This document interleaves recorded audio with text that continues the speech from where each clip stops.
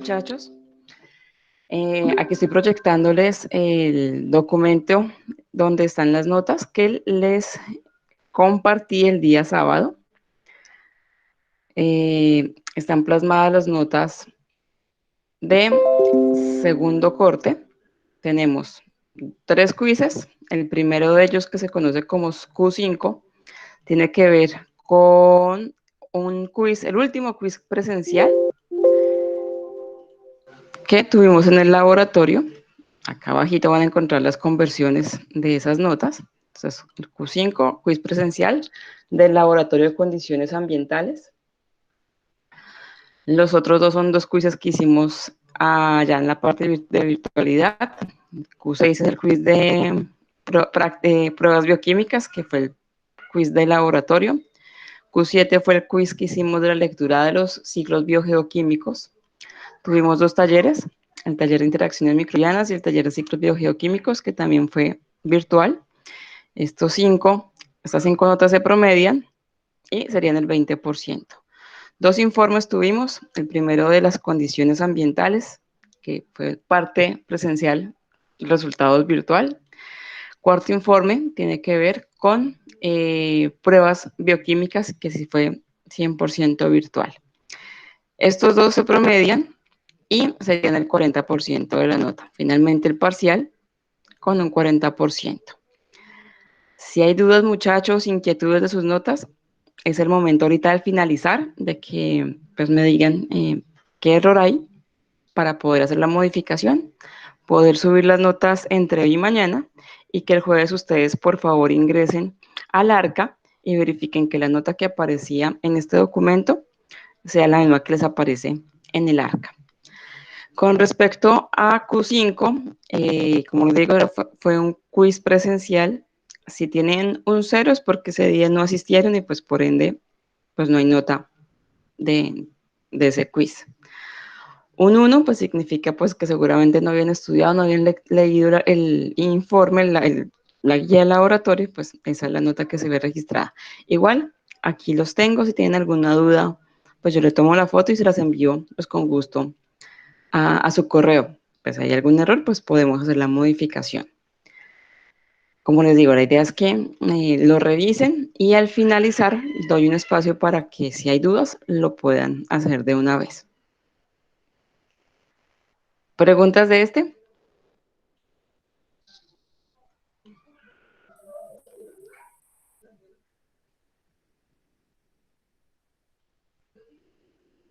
Bueno, creería que no.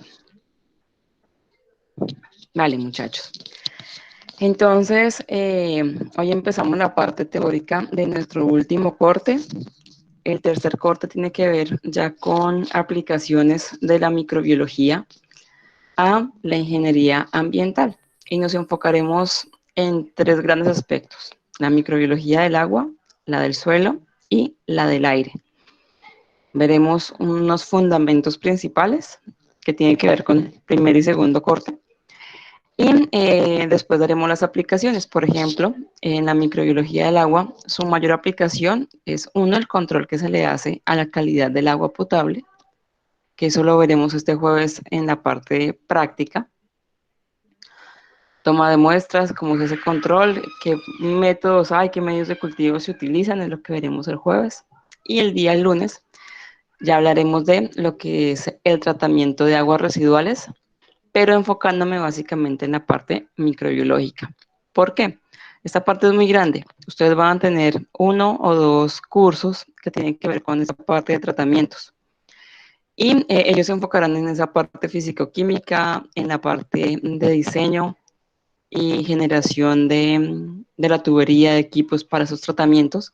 Yo me voy a enfocar más en la parte, como les digo, microbiológica, cómo son los tratamientos biológicos, cómo son, diferencias, ventajas, desventajas. Eso es lo que veremos acá. Después veremos la parte de microbiología del suelo. Básicamente estaremos enfocados a cómo se trabajan en tratamientos de bioremediación, compostaje y biodigestores. A esa parte nos indicaremos. Y la parte de microbiología ambiental, pues que tiene mucho que ver con lo que está pasando en este momento, porque uno es controlar sustancias que pueden generar daños en los sistemas respiratorios y cómo los microorganismos nos ayudan a controlarlos. O dos, cómo nos pueden afectar. Es que lo que está pasando en este momento con los virus, en este caso el coronavirus, pero también si no lo tuviéramos, esta es una época del año en que en Colombia tenemos una gran cantidad de síndromes respiratorios debido a los cambios climáticos que hay en nuestra región. Finalmente ya veremos aplicaciones concisas de todo esto y ahí terminaría nuestro curso de microbiología. Entonces, pues empecemos con el primero, que es microbiología del agua. Al finalizar la presentación, les cuento algo más de la metodología y un trabajo que van a tener un mes para poder desarrollar. Pero ya se los cuento ahorita al finalizar. Para recordar, seguramente esto ya lo han visto en otros cursos, entonces, pues cómo se establece o cómo se encuentra en este momento el agua con respecto a nuestro planeta. Sabemos que nuestro planeta tiene un gran porcentaje de agua, casi el 75%. De él, el 98% lo encontramos en los océanos y en los mares, en el cual tenemos unas altas concentraciones de sales.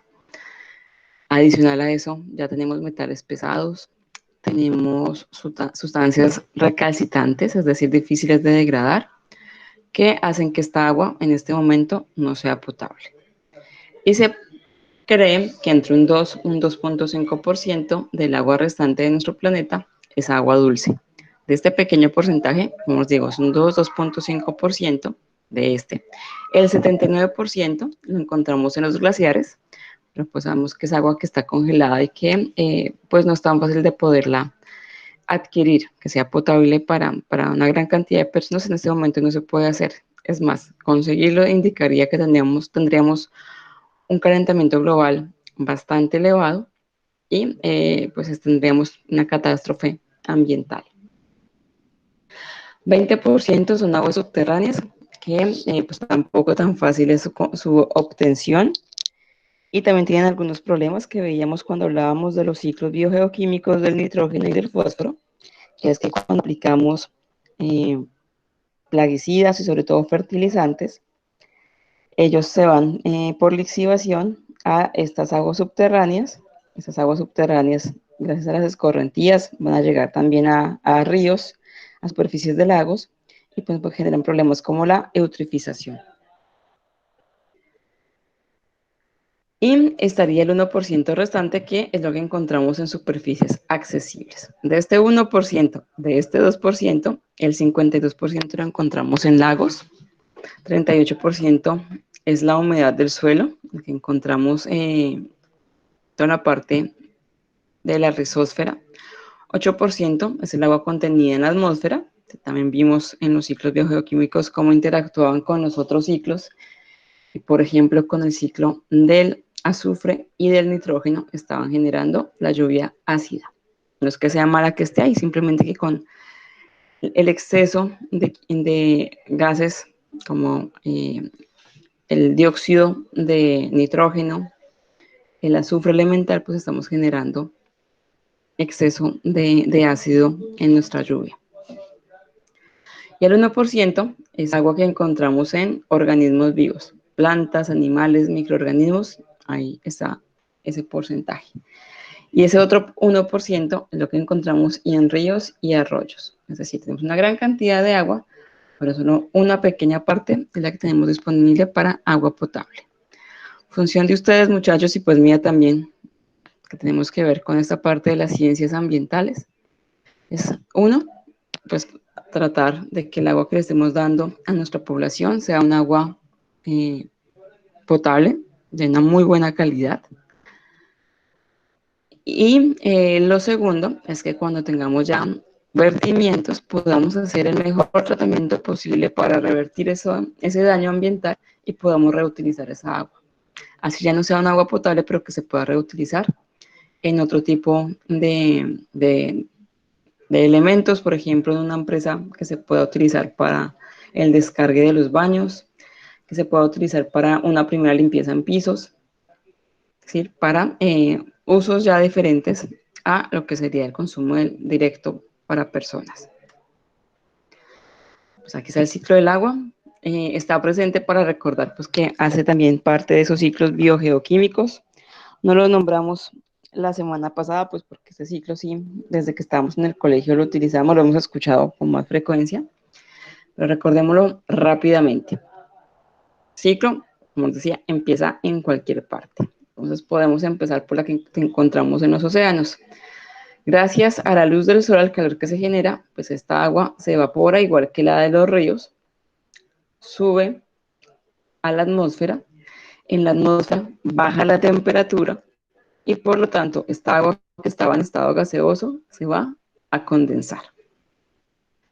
Al estar condensadas que generamos estas nubes y cuando hay una gran cantidad de agua ya condensada, es lo que conocemos como precipitaciones, es las lluvias que van a caer ya sobre la superficie terrestre y que estando arriba en las montañas esta agua ya van a ser escorrentías, que va a ser agua que va a unirse a ríos y finalmente ahí es lo que podremos conseguir en algún momento como agua potable.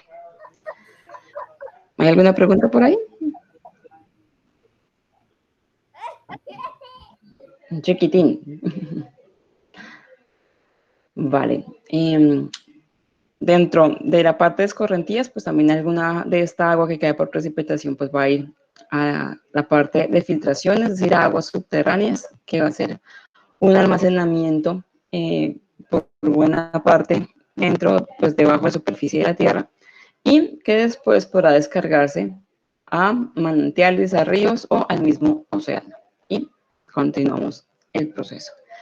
Ya sabemos que estando en todos estos pasos, pues se van a unir con los otros ciclos biogeoquímicos y hay diferentes cambios o nos ayudan ya a desarrollar cada una de las etapas de esos ciclos que hablábamos. Entonces, hace un momento hablábamos aquí en la atmósfera, se unía con los gases, los óxidos de nitrógeno y óxidos de azufre, y al unirse con el agua, lo que generábamos era ácido. Pero, por ejemplo, estando aquí en el agua o estando en el suelo, pues es vital para la generación de nuevas especies que podamos realizar las actividades propias de cada uno de los organismos. O, por ejemplo, en la parte de microbiología, es mucho más eficiente un organismo que se encuentre en la parte acuática o con una gran cantidad de agua, en la parte de mineralización, es decir, la parte de degradación de materia orgánica. Usos del agua. Entonces,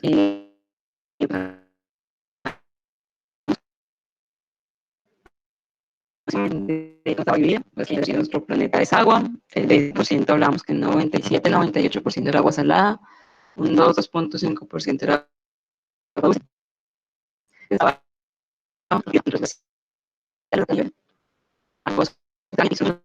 disponible para nosotros. Este 1%, ¿cómo lo estamos utilizando? A interrumpirles que la comunicación como no se escucha bien, profe.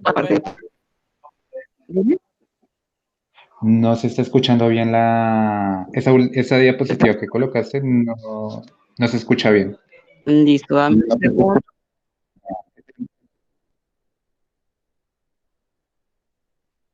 Listo, voy a cerrar aquí una cosita a ver si funciona. Ya por lo menos ahí sí se te escucha mejor. Ya me escuchas mejor. El problema fue esta diapositiva. Ah, ok. Listo. ¿Fue esta diapositiva? ¿Repetimos esta? Sí, esa sí, pues No se escuchó personalmente algo. no la escuché. Sí, profe, por favor. Listo, no se preocupen. La parte de acá ya la habíamos visto. 70%, 75% de nuestra superficie terrestre es agua. De esta cantidad de agua, 97.5, 98 es agua salada, 2.5 es agua dulce, 70% está en los glaciares, 30% en la parte subterránea, que les decía que es muy difícil de poder obtener, y solo un 1% teníamos disponible para nuestro consumo humano y para el resto de ecosistemas. Y de este 1%, ¿cómo lo utilizamos los seres humanos? El 69% de esta agua la utilizamos para el sector agropecuario, es decir, cada una de las etapas de la producción de alimentos, desde la siembra de las cosechas desde el nacimiento de los animales bovinos, equinos, todo tipo de animales del consumo humano, hasta que llega a nuestra mesa. Es decir, cosecha, pues cosecha. La parte ya, por ejemplo, si es una fruta del despulpado, de generación de jugos, desde que llegue a la casa, todo eso sería un 69%. Sector industrial, un 19%. Y solamente el 12% es lo que utilizamos en nuestras casas como agua potable para el consumo humano, preparación de alimentos. La parte de higiene es muy poco realmente lo que utilizamos para nuestro propio beneficio, aunque todo eso es de nuestro beneficio, pero nuestro consumo sería solamente este 12%. Listo. Usos del agua, entonces, pues lamentablemente hacemos un mal uso del agua en gran parte de nuestro país, aunque esta práctica que está aquí fotografiada ya está, digamos que legalizado, no, mentiras, está normalizado en el caso de ellos que es imposible que continuemos esta práctica de hacer lavado con manguera, desperdiciar agua, sino que tenemos que hacerlo con una hidrolavadora para ahorrar agua. No se puede hacer en las casas, deben ser en sitios autorizados. Lamentablemente, está ocurriendo todavía. Uno aprovecha ciertos momentos para hacer este tipo de prácticas. Entonces, estamos desgastando el agua en actividades innecesarias. Lo que está generando también con ayuda de factores climáticos, como en este año que estamos viviendo, aparte de la epidemia, estamos viviendo un fenómeno del niño en algunos sectores de nuestro país, pues estamos disminuyendo gran parte de nuestros ríos, de los niveles de nuestros ríos y los embalses, lo que está llevando a la erosión de ellos, de muchos ecosistemas, que va a ser difícil poderlo recuperar. La importancia del agua, pues, valga la redundancia, pues es indispensable para todo. En el hogar es necesario para poder preparar cualquier bebida, hacer la preparación de alimentos, el lavado de los utensilios, del baño, de nuestro cuerpo, la parte de regado de plantas y la parte de higiene. En la agricultura, pues para riego y toda la parte de post cosecha, es decir, la agroindustria. En la parte de acuicultura, pues para hacer la piscicultura, es decir, cultivo de peces, algas o mariscos. En la parte de recreación, tenemos básicamente la natación, canotaje, toda la parte deportiva y recreativa. En la parte medicinal, con las aguas termales, algunas aguas medicinales o que tienen una gran cantidad de minerales que nos permiten hacer transformaciones en nuestro cuerpo. Indispensable para la industria, pero sobre todo tenemos 3 puntos importantes acá. La minería, que utiliza el agua básicamente, es para purificar los minerales que están extrayendo. Lamentablemente, al hacer eso, lo unan a metales pesados que están contaminando aún más nuestros ríos. Ejemplo, para la extracción del oro utilizan cianuro.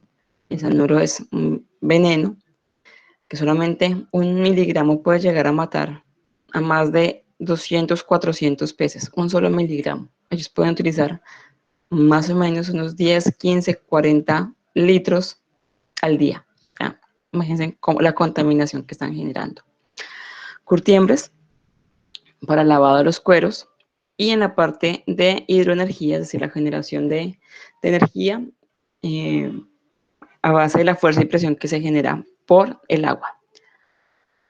Indispensable para la ganadería, obviamente, pues los bebederos y el riego de los pastos. Y pues obviamente para toda la vida animal, vegetal y nosotros los seres humanos. Les hablaba hace un momento de que es indispensable, pero que estamos teniendo un problema, un fenómeno que es natural, es típico de las zonas tropicales, que se llama fenómeno del niño. No, el fenómeno del niño no es algo que se esté dando solamente de hace 20 años para acá, cuando estamos hablando de cambio climático. Eso ha ocurrido toda la historia de nuestro planeta, de las condiciones que tenemos, digamos que normales en esta etapa de nuestra historia. Y es general del trópico porque se unen vientos de los 2 hemisferios y hacen que pues, cambien la temperatura, que se unan en la parte central y hace que hagan estos cambios que conocemos como fenómeno del niño o fenómeno de la niña. Este año nos corresponde pues el fenómeno del niño. Lo que sí ha cambiado es que ahora es más fuerte. Como digo, siempre ha existido en la historia de nuestro planeta esas condiciones atmosféricas en la parte del trópico. Pero con el cambio climático se están viendo mucho más frecuentes y dos, con mayor fuerza de lo que era antes. Entonces aquí les traigo una fotografía, una imagen realmente que venía con el tiempo de cómo estaban nuestros embalses, dato 29 de febrero. Ya estábamos terminando primer corte. Me dice que en Antioquia estaban con embalses con solamente el 11.8% de su capacidad. Es decir, un fenómeno más alto del niño y se quedan sin agua en Antioquia. Caribe, que es el que me interesa que comparemos ahorita, porfa tengan este dato presente.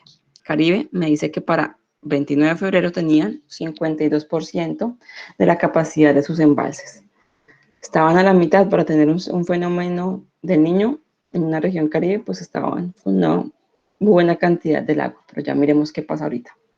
Centro, es decir, toda la parte que es Bogotá, Boyacá, Tolima y Huila, 40.97%, la parte oriente, 39.69%, el valle 22.37%.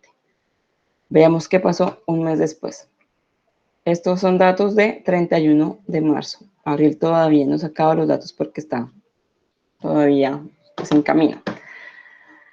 Entonces, les decía que tuvieran en cuenta los datos de cada uno de ellos. Entonces, Caribe, estábamos del 50 al 70%. Había aumentado porque el nivel de lluvias también había aumentado. A hoy fue un dato que sacamos del IDEAM, pero como les digo, el cuadro como tal de Colombia no está, pero el cuadro del IDEAM sí está. A hoy, 21 de abril, están en el 7% los embalses del Caribe. Vean lo que estaba en marzo.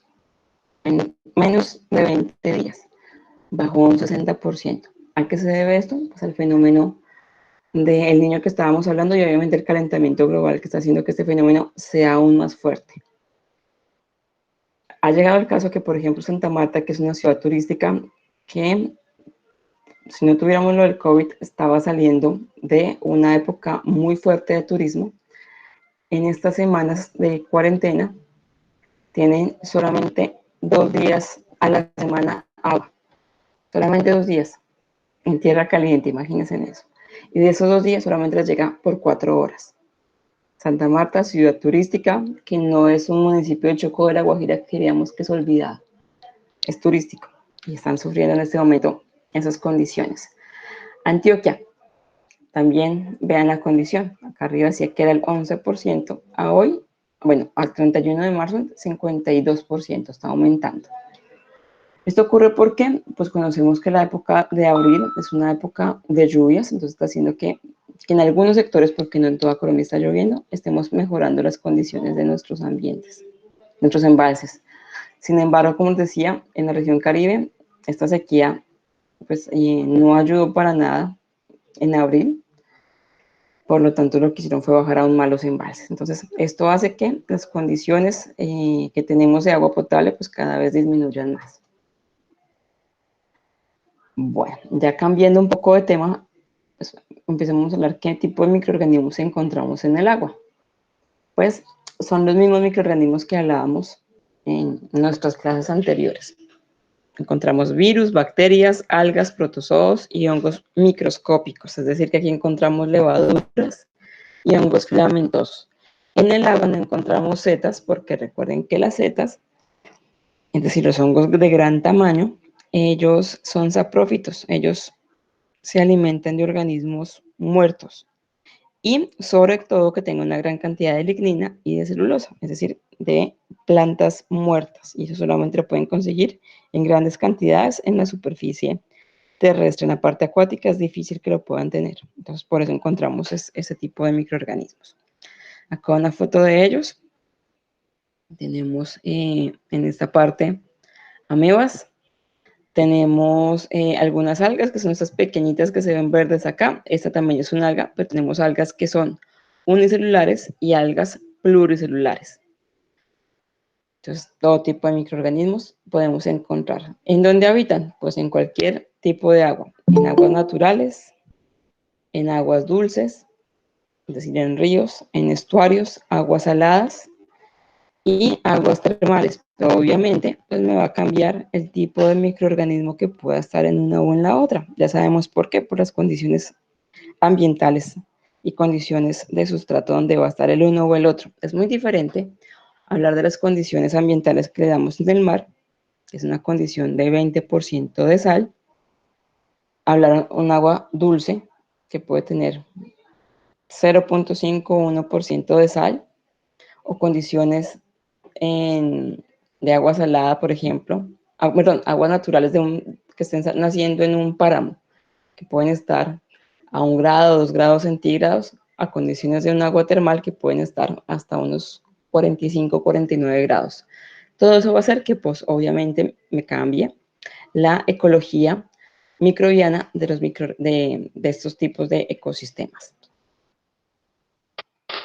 Cuando hablamos de microorganismos de agua, pues encontramos también otra clasificación, que son los autóctonos y los transitorios. Autóctonos son organismos o microorganismos que son característicos de ese ecosistema, por ejemplo, de un ambiente de agua natural. Entonces, es normal que tengamos, por ejemplo, algunos aerobios mesófilos que no sean patógenos para los seres humanos y pues están presentes ahí pues porque están cerca o en contacto también con el suelo, porque hay peces, ellos también se alimentan de ahí. Entonces, por ejemplo, encontramos el fitoplancton, encontramos algas como las euglenas, que son típicos de estos tipos de ecosistemas, pero no significa que estén generando daño a ese ecosistema. Y hay otros que son transitorios, que, es decir, que pueden entrar y salir de forma intermitente al agua. ¿A través de qué? Del aire, por ejemplo, cuando hay fuertes vientos, pues pueden arrastrar suelo, tierra y esos microorganismos van a llegar al agua.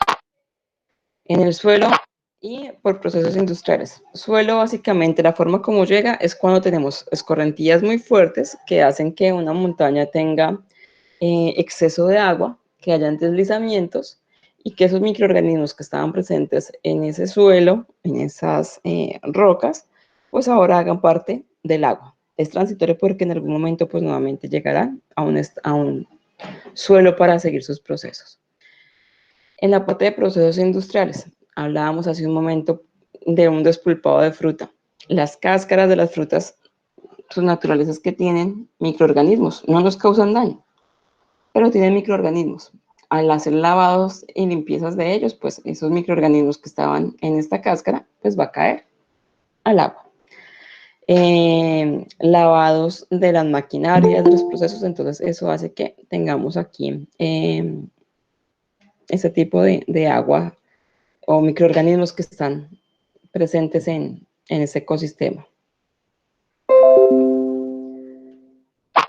Y pues procesos domésticos, pues también en la casa trabajamos con alimentos, hacemos esa desinfección que hablábamos hace un momento, el uso de los baños para higiene.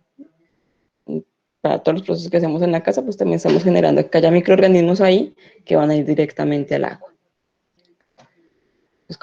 ¿Cuál es el papel de esos microorganismos en el agua? Entonces, pues básicamente ya habíamos visto una parte en la parte de los ciclos biogeoquímicos, que ellos son la base de las cadenas tróficas, sobre todo en las acuáticas, pero también en las terrestres, ellos son la base, de ahí arrancan la mayoría de procesos. Pero ¿por qué hablo aquí o hago más énfasis de la acuática?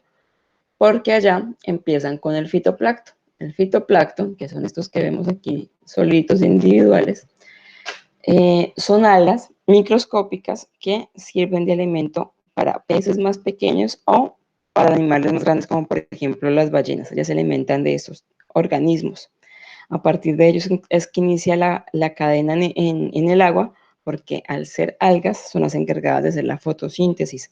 Ellos son fotosintéticos, autótrofos, de materia inorgánica más energía solar producen energía y compuestos orgánicos y de ahí arrancan las cadenas tróficas como tal. Siguiente punto. Son los encargados de reciclar la materia orgánica y la materia, haciéndola disponible para otros organismos. Y eso lo veíamos en los ciclos biogeoquímicos, en todos. Tienen que ver con la mineralización. Recuerden que en los 5 ciclos, cuando hablábamos de mineralización, estamos hablando de degradación de materia orgánica. Los microorganismos, tanto acuáticos como terrestres, bueno, acuáticos pero que se encuentren en agua dulce o agua salada, son los encargados de hacer la degradación de la materia orgánica y convertirla en materia inorgánica. Y está en estado inorgánico, pueden tener otros microorganismos, por ejemplo las algas, que toman esas sustancias inorgánicas y las producen o las convierten las sintetizan, sería la palabra, en proteínas microbianas. Puse proteínas porque en la mayoría de ciclos lo que generan dentro de una célula son proteínas. Pues recordemos que si es ciclo del carbono, pues pueden hacer parte de carbohidratos, pueden ser parte de lípidos. Si hablamos, por ejemplo, del nitrógeno, pueden hacer parte de aminoácidos, del ADN, del ARN. Entonces, por eso es la importancia de ellos. Entonces, uno, inician las cadenas tróficas en el agua, ayudan a la degradación de materia orgánica de organismos que ya están muertos y además me ayudan a sintetizar proteínas microbianas. Importante también es este tercer paso. Tiene mayor productividad por metro cuadrado en el agua que en el suelo, la degradación, es decir, la mineralización y la producción de proteínas. Un microorganismo es mucho más efectivo estando en el agua que en la parte terrestre. ¿Por qué? Porque el agua, obviamente no en grandes excesos, pero el agua lo que les va a hacer a ellos es facilitar el ingreso y salida de nutrientes. Si la osmosis, la difusión facilitada, transporte activo y pasivo, es mucho más fácil estar en un ambiente acuático que en uno terrestre. Por eso es mayor la productividad en ese tipo de ecosistemas. Las bacterias pues causan grandes cambios organolépticos. Realmente los cambios organolépticos tienen que ver con olor, color y sabor. Hay cambios organolépticos en la parte físico-química, pero aquí lo que les voy a explicar es cómo los microorganismos van a hacerme cambios en la parte organoléptica del agua. Importante, muchachos, que tengan claro la palabra organoléptico. Son características físico-químicas que tienen que ver con olor, color y sabor de cualquier elemento. En este caso vamos a hablar del agua. Pero son pruebas que hacemos constantemente para hacer la potabilidad del agua. Ustedes van a ver que cuando les corresponda hacer análisis del agua, tienen que ser físico-químicos, que tienen que ver una parte con esto. El siguiente paso es la dureza. La dureza no tiene que ver con el organoléptico, es un análisis físico-químico. La dureza realmente me está diciendo qué tantos sales de magnesio y sales de calcio tiene el agua. Y pues dependiendo de esta dureza, pues muchas veces podemos denominar como un agua dura, un agua blanda, y es básicamente por las sales que se encuentran ahí presentes. Estas sales que son carbonatos de calcio, que pueden ser con iones de magnesio también, lo que va a darme es también cambios en la parte organoléptica, porque los microorganismos tienen presente una gran cantidad de sales, pues pueden cambiarme el olor, el sabor y el color del agua. Los organolépticos básicamente son estos tres: olor, color y sabor. Entonces empecémoslos a ver. El primer cambio que pueden hacer los microorganismos en el agua es la obstrucción de las conducciones del agua, es decir, de la tubería, y de esto hablábamos en el ciclo del azufre, ¿se acuerdan? Les mostraba que en las tuberías, sobre todo las galvanizadas, lo que generan son lo que conocemos como corrosión. Básicamente es porque se unen en un ambiente acuático, porque es una tubería, tiene pues, agua constantemente recorriendo su interior, tiene el elemento principal para este desgaste, que sería el hierro, y puede transportar dos microorganismos principales, uno que viene del ciclo del azufre y el otro del hierro, las ferrobacterias y las sulfobacterias. Nuestro país les contaba en el ciclo del azufre, hace unos 30, 40 años, la mayoría de la tubería colombiana era así, galvanizada, porque pues no teníamos las producciones de plástico que teníamos como en este momento de PVC. Por lo tanto, serían tuberías galvanizadas, tuberías que eran muy frágiles, que una presión muy alta o estos daños por microorganismos hacían que se reventara rápidamente la tubería. Son tuberías que llevan con nosotros, como que les digo, por lo menos 30 años. Hay tuberías de 60, 70 años que, pues obviamente en su interior van a tener grandes obstrucciones de lo que conocemos como corrosión. ¿A qué se debe esto? Pues porque el hierro y el agua son el hábitat perfecto para este tipo de ferrobacterias. Ellas se encuentran generalmente en depósitos de hierro. Si esto se generó con hierro, pues ya venía incluido este microorganismo. Al adicionarle el agua, lo que hacemos es que el hierro más el agua, pues me va a formar hidróxido de hierro. Lo que va a hacer es precipitarse y son estas pequeñas costras que conocemos como corrosión en las tuberías. Pero básicamente es porque tenían el hierro, el agua venía con este microorganismo y lo que genera esa reacción es hidróxido de hierro, que son esas costricas que están ahí. Vean esta hélice de un barco cómo terminó, completamente corroída, llena de estas costras de hidróxido de hierro. Hay un gran número de ferrobacterias que encontramos, por ejemplo, el Leptotrotis, pero la más importante es esta tercera, la Gallonella. La Gallonella es este microorganismo que vemos acá, que es un organismo coco, en forma de coco, pero tiene ramificaciones como si fuera un hongo. Veanlas acá. La forma de coco, pero de las ramificaciones que tiene. Eso hace que pueda penetrar fácilmente en el hierro y con ayuda del agua, pues generan este hidróxido de hierro, estas costricas que ustedes están viendo ahí. Profe, Dime. una pregunta con respecto a esas ferrobacterias y sulfobacterias. En tuberías, pues, domiciliarias, por así decirlo, ¿ellas soportan como tal el cloro? O sea, por lo visto lo soportan, pero ¿a raíz de qué son capaces de soportar ese impacto con el cloro? Bueno, ¿qué pasa con el cloro? El cloro, cuando tiene contacto con materia orgánica, y en este caso las bacterias sería materia orgánica en exceso o grasa, se inactiva.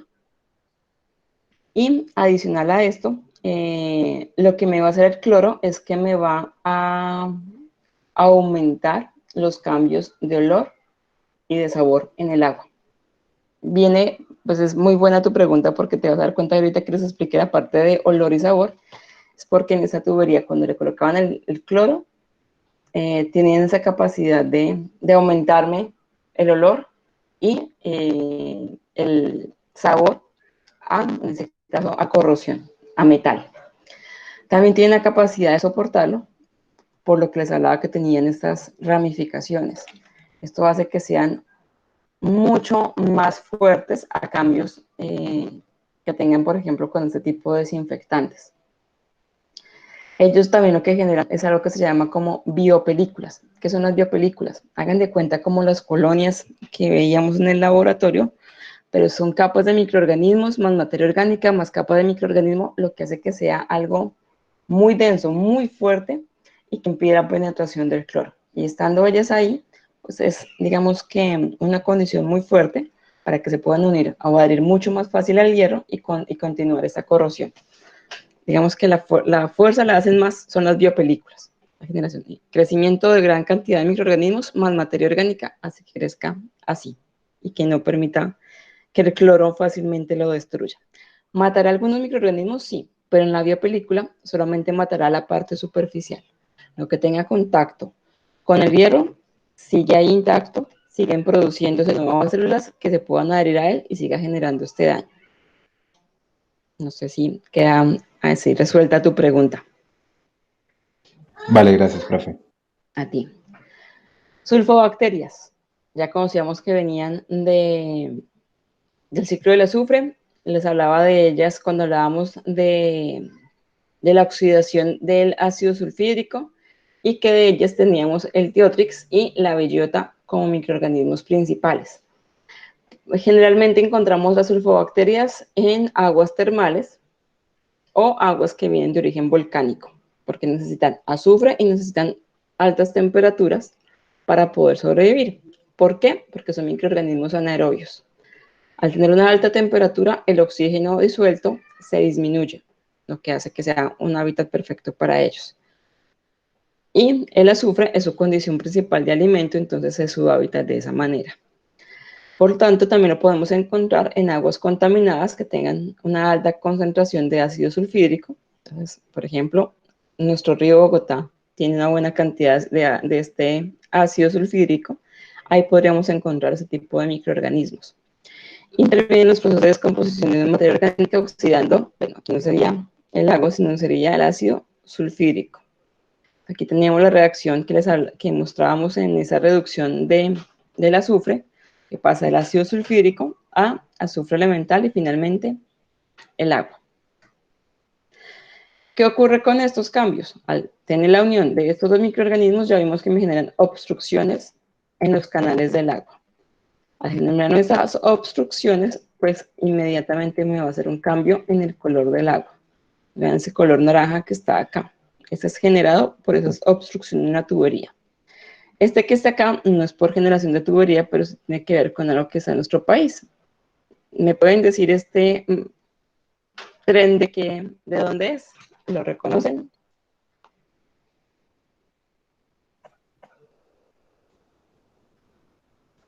No, la verdad. De Medellín, profe, ¿cierto? Sí, señor. Es el metro de Medellín. Creo que lo del agua es antes de las plantas, que ya hay muchas plantas de colorantes, algo así me parece. Sí. Medellín, como conocemos, tiene una gran cantidad de industria textil. Esto ya está prohibido, ya ahorita en este momento se debe ver de otro color, o sea, no es agua limpia el río Medellín, pero ya no se puede ver de color rojo ni naranja como estaba antes.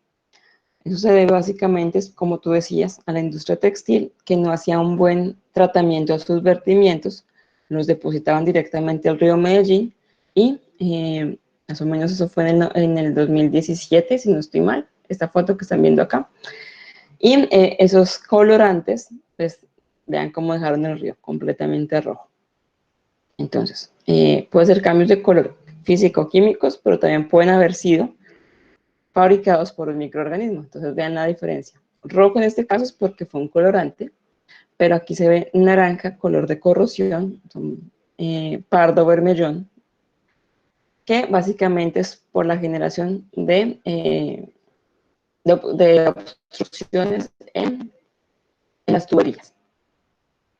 Entonces, pues aquí es parte de lo que hablábamos hace un momento. Entonces, Profe, las bacterias... una pregunta. Dime. Te escucho.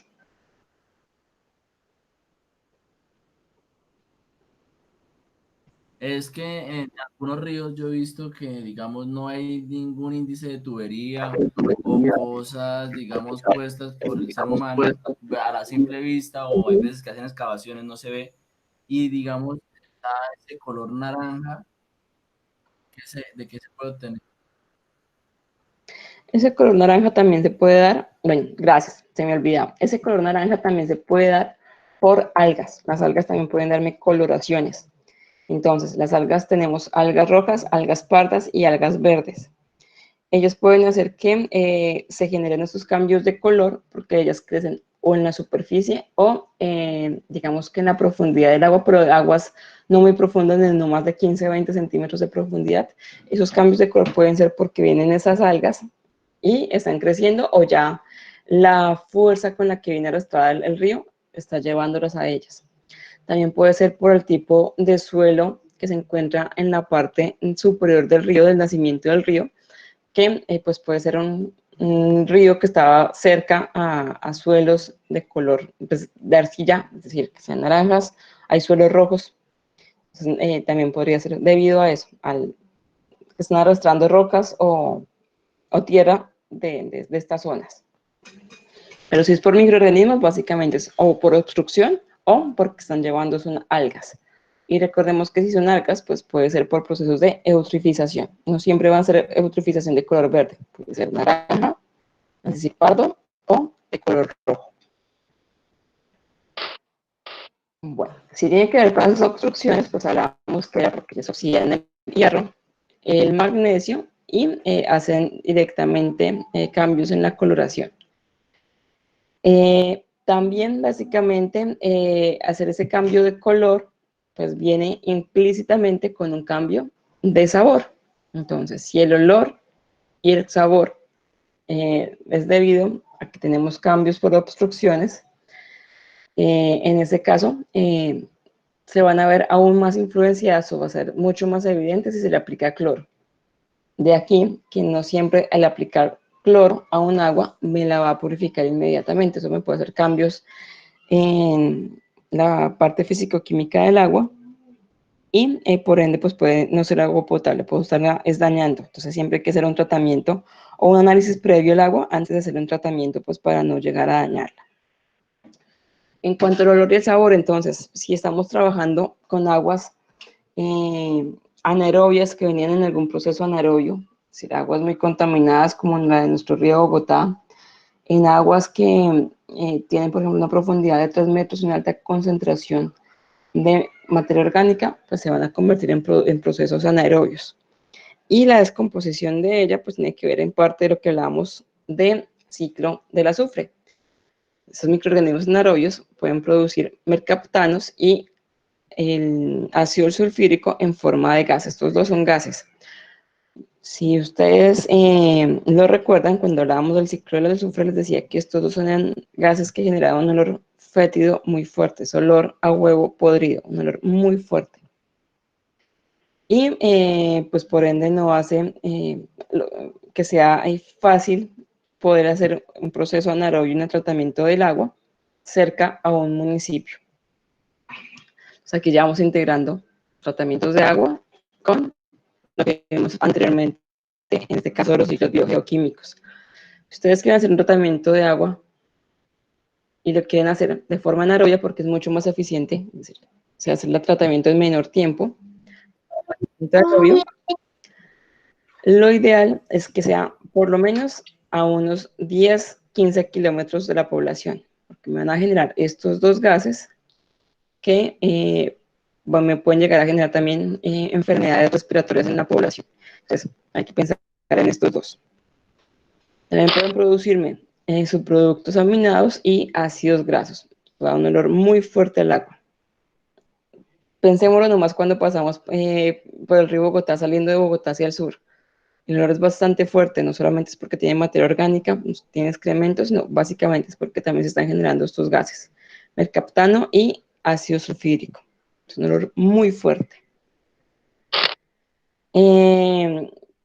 Los microorganismos, como les decía, estando ahí presentes, si no sabemos qué tipo de microorganismos es y adicionamos cloro, lo que puedo hacer es convertir el producto del metabolismo de ellos en un compuesto fenólico. El fenol en altas concentraciones puede ser dañino, casi mortal, para los seres vivos. Por lo tanto, no sería en agua potable.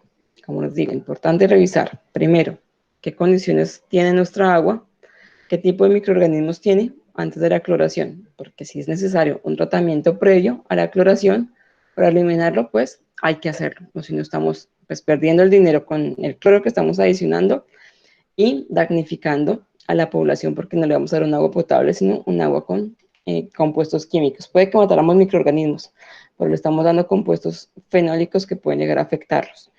Puede que no pase directamente a la población, pero también puede generar esto mutaciones.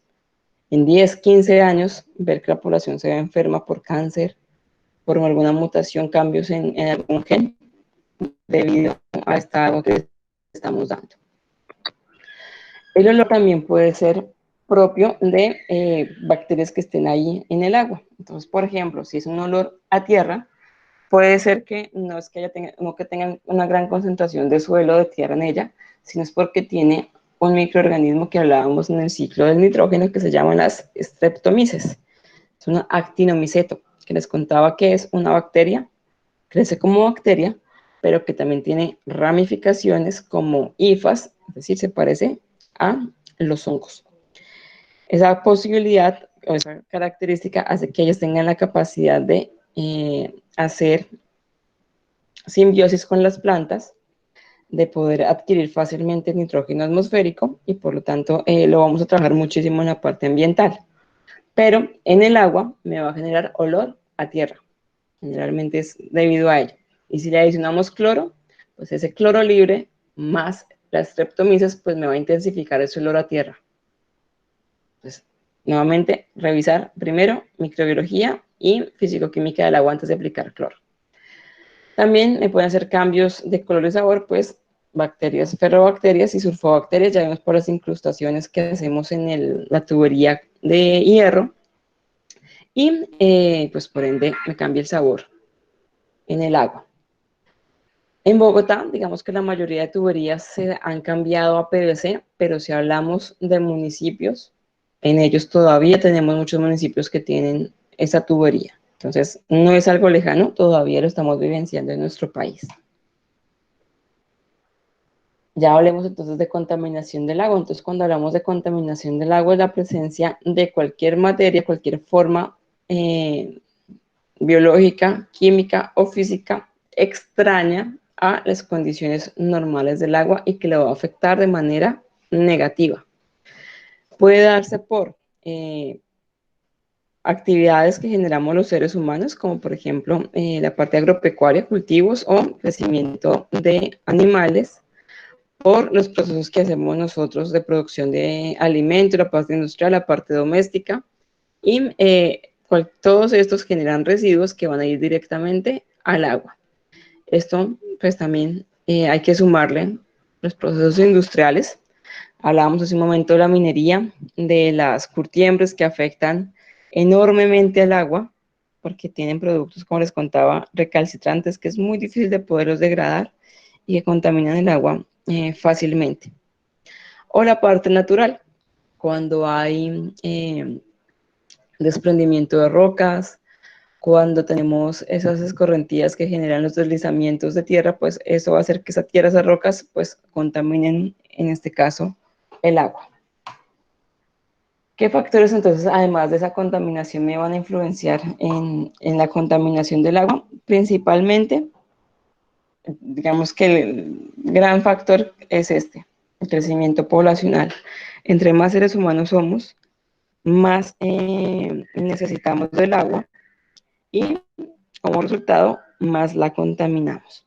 Lamentablemente, aparte de que conocemos esto hace mucho tiempo, todavía no hemos logrado procesos o tratamientos efectivos para que el agua que contaminemos la podamos descontaminar y tratar de dejar en un porcentaje mínimo para el uso humano. No hablo de agua potable, pero sí para un uso, por ejemplo, de los baños, de lavado de pisos, de lavado de herramientas. Todavía no lo hemos logrado. ¿Por qué? Pues porque eso requiere de un buen gasto de dinero, de un buen presupuesto. En nuestro país es difícil tenerlo, pues por las condiciones de nuestro país y aparte de la corrupción, pues hace que sea complicado obtenerlo. Bogotá tiene 2 plantas de tratamiento, la principal es la planta de tratamiento del salitre que queda saliendo por la calle 80, al lado del puente de Guadua, pero lamentablemente no recoge todas las aguas de nuestra ciudad, sino solamente una parte muy pequeña.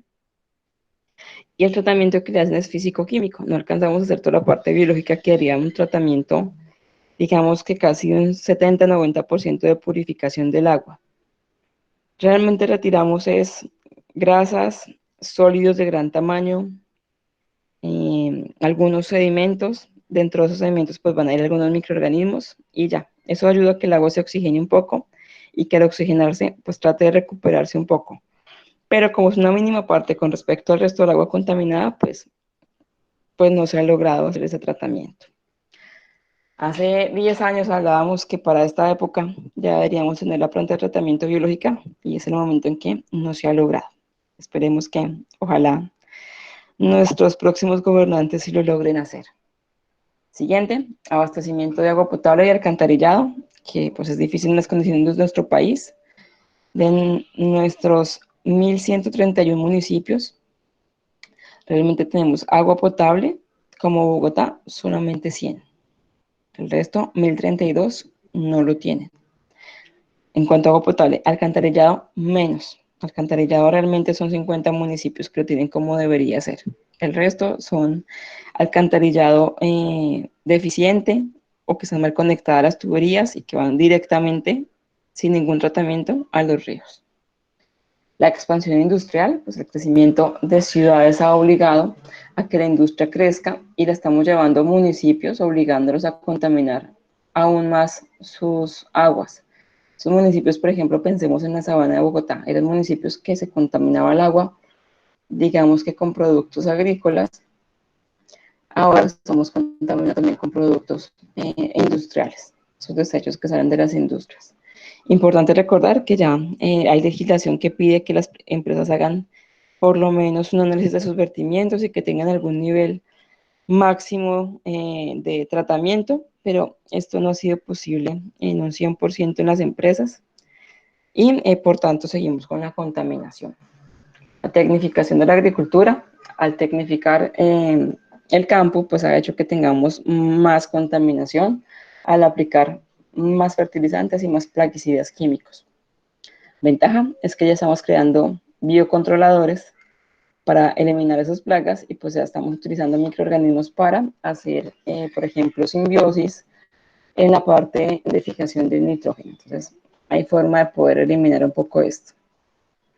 Siguiente, pues la deficiencia en los sistemas de tratamiento de aguas residuales. Les contaba hace un momento lo que está ocurriendo. Ciudades, por ejemplo, como Barranquilla, Cartagena, ellos no lo hacen. Aparte de eso, el río Magdalena está trayendo el agua contaminada desde Bogotá, pasando por Girardot, por Puerto López, bueno, por una gran cantidad de municipios, ya viene contaminado y sube directamente al mar, sin tratamiento ni nada. Entonces, esto está generando una gran contaminación. Fenómenos naturales, pues hablábamos hace un momento, era que si llueve fuertemente, pues esto va a arrastrar piedras, rocas, suelo, y pues me puede contaminar el agua.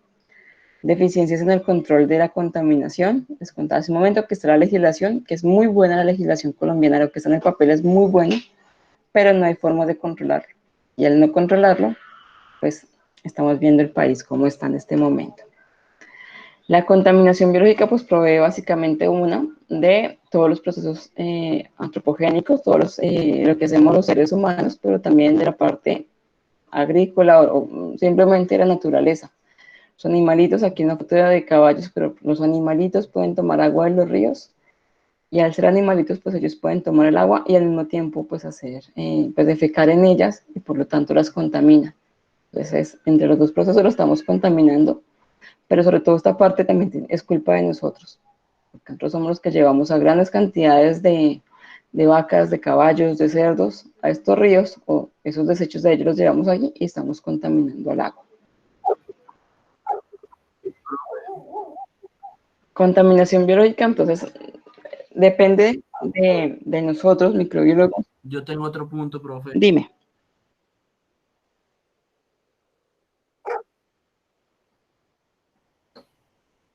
Profe, yo creería que también otro punto que no tenemos en cuenta es, digamos, las basuras. Sí, señor. Yo lo he notado mucho en las fincas cuando voy, y es que la gente, digamos, no recoge las basuras apropiadamente, ni tiene bueno, las bolquetas que pasan recogiendo para ir a llevar, no pasan. Entonces la gente lo que hace es quemarla o enterrarla, pero no como es debido. Y eso también que se dañen los ríos y etcétera. Sí, tienes toda la razón. Entonces, uno son las quemas, que eso pues obviamente produce gases tóxicos aún mucho más dañinos que los mismos residuos. Al enterrarlos por los lixiviados, pues me van a contaminar el agua subterránea, como tú dices. Otro proceso que no solamente en los municipios en Bogotá hay barrios donde por no tener un buen sistema de recolección de basuras, sobre todo en la parte oriental, no todos los barrios, pero hay algunos que se ocurre, lo que hacen es sacar su basura y botarla, desecharla de una vez al río. como por la presión del río, la fuerza que lleva, se arrastran las bolsas, pues se acabó, yo ya no lo vi, no es mi problema. Pero así estamos contaminando nuestros ríos. Entonces tienes toda la razón, gracias por el aporte. Entonces hablábamos de esa contaminación biológica y pues es importante tenerla en cuenta porque si vamos a ofrecer un agua contaminada, pues lo que vamos a afectar principalmente es la salud pública. Debemos ofrecer un agua limpia y potable para favorecer en gran parte a que nuestro país tenga salud. Pensemos nomás en este momento en lo que está pasando en nuestro país. Tenemos desde siempre problemas de deficiencia de agua potable en La Guajira y en el Chocó. Y desde hace ya casi 4 semanas para acá, ya siendo 5, ya se me perdió el tiempo, estamos viendo que es necesario lavarnos las manos cada 3 horas. Allá si no llegó, ¿cómo lo van a hacer? Si el agua que tienen es agua que viene contaminada, puede que se salven del coronavirus, pero no se van a salvar de una gastroenteritis, de enfermedades como una fiebre tifoidea, que pues va a ser muy dañina para ellos. Vemos niños desnutridos y no solamente es porque no tengan comidas, porque el agua está contaminada y lo poquito que tienen para alimentarse, pues se pierde con una diarrea. Entonces, depende de que tengamos un buen trabajo en esa agua que le estamos ofreciendo, que también tengamos una buena salud pública, que no nos enfermemos tanto los seres humanos. Pues la calidad de agua pues fácilmente va a contaminarse. Puede que el acueducto haya salido muy bien, pero por ejemplo, si se rompe una tubería principal, como pasó en Chía con el temblor, y resulta que estaba cerca ese rompimiento que hubo, no pasó, pero imaginemos, era un municipio de la sabana de Bogotá, si se hubiera roto en algún sector donde hubiéramos tenido producción de vacas, donde fuera un lugar que tuviéramos lixiviados, un lago con lixiviados, imagínense en el agua que iban a consumir ellos, completamente contaminada. El agua fácilmente se contamina y ocasiona enfermedades muy fuertes, muy graves, que ya les voy a explicar en un momento. Por tanto, tenemos que seguir rigurosamente la metodología para el control de agua potable y para los tratamientos físico-químicos que se van a utilizar para poderla potabilizar. ¿Hay preguntas?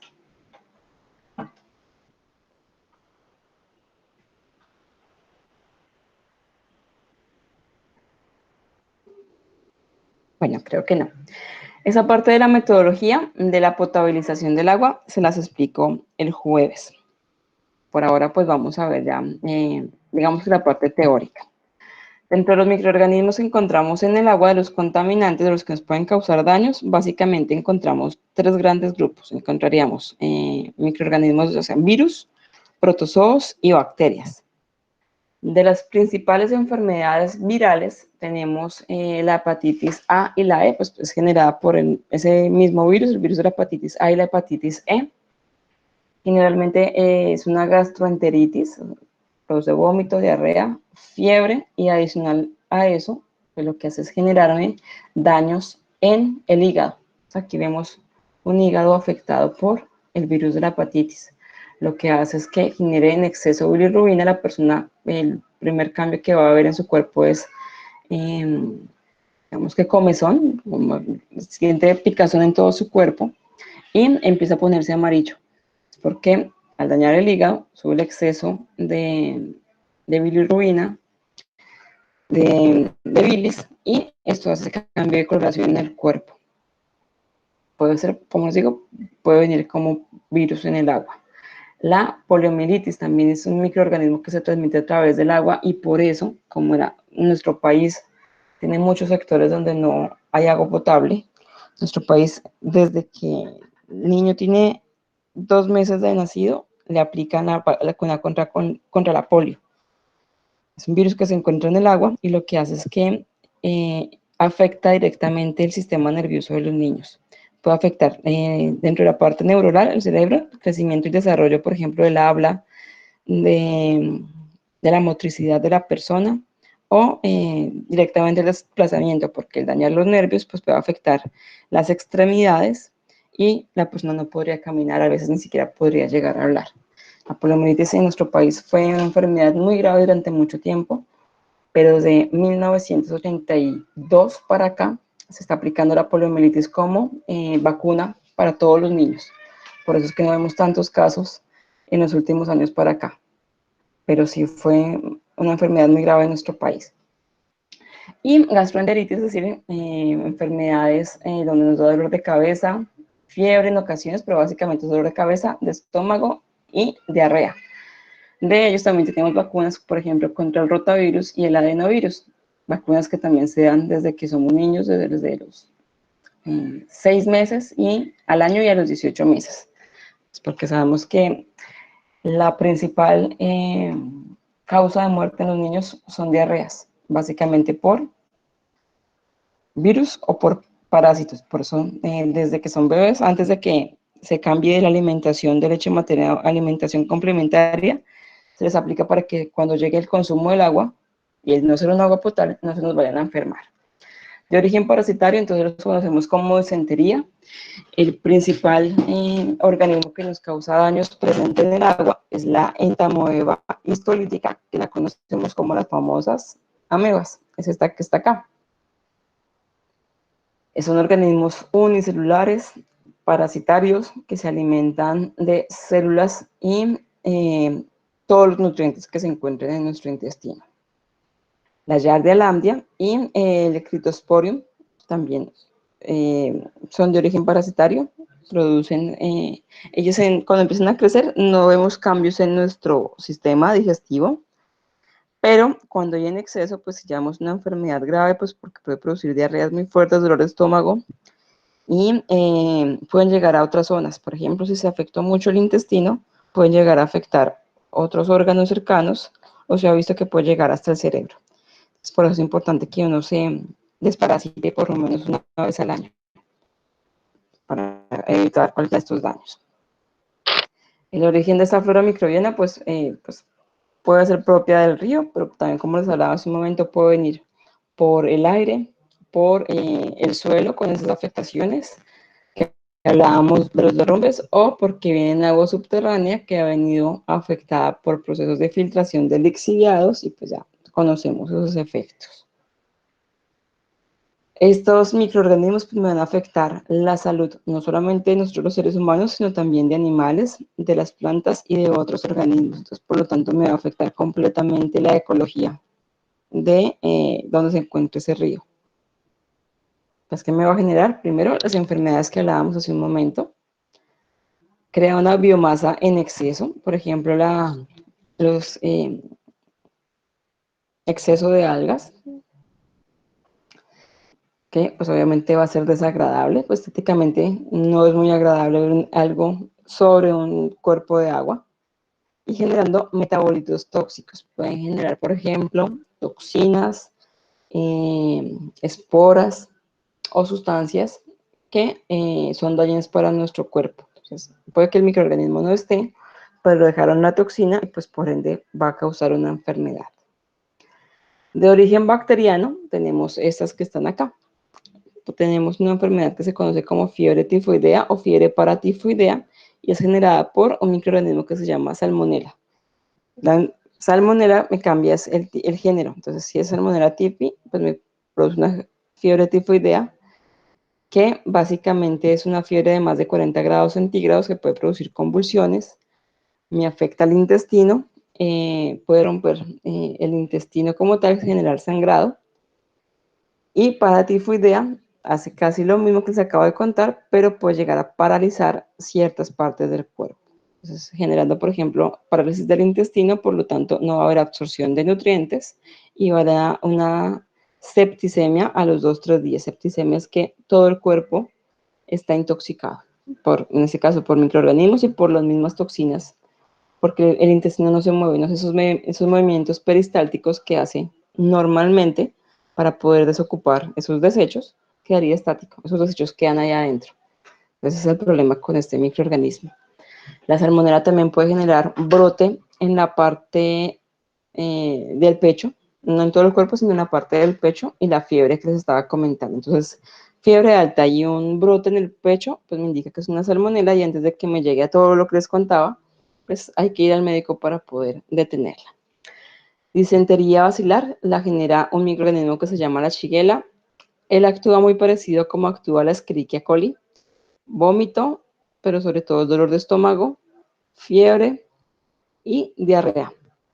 La cólera, que es una enfermedad generada por el Vibrio cholerae, que les contaba que es una diarrea acuosa muy fuerte, que si no tiene un tratamiento, a las 24 horas una persona puede llegar a morir por deshidratación. Es muy fuerte. En nuestro país lo vemos en sectores donde el agua es contaminada. Chocó, la parte del Magdalena Medio, lo encontramos en La Guajira, en lugares donde hay mucho hacinamiento.